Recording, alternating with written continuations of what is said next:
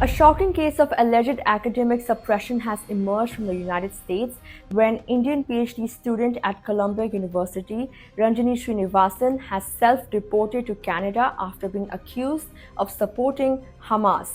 Srinivasan, a Fulbright scholar pursuing her doctorate in public planning, had her student visa revoked by the Trump administration, which labeled her a terror sympathizer.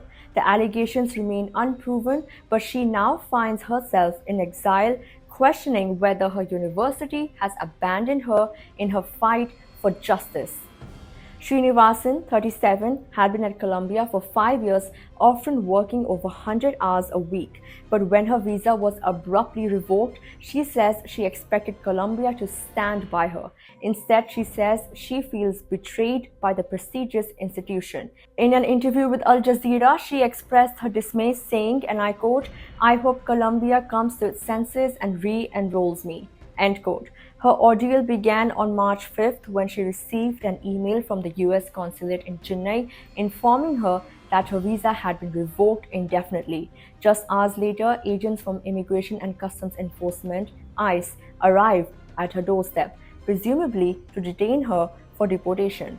She didn't answer. The next evening, while she was away, the agents returned, questioning her roommate.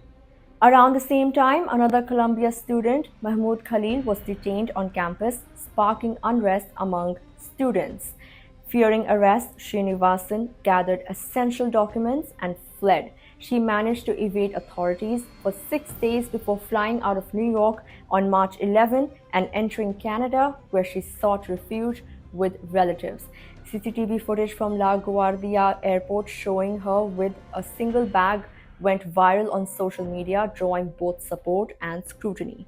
4 days later, after she escaped, Kristi Noem, the US Secretary of Homeland Security, publicly called her a terrorist sympathizer on X. However, no evidence has been released to back the claim, and Columbia University has remained silent on the issue. Many questions remain unanswered. Was Srinivasan targeted for her political stance on Israel-Palestine? Did Columbia have an agreement preventing students from expressing their views? And why hasn't the university addressed her appeal? Despite the uncertainty, Srinivasan continues to fight for her academic future. She insists that her PhD requirements are complete and that Columbia should still reinstate her degree. But with no word from the university, she remains in limbo, caught between exile, allegations, and an institution that she says has turned its back on her.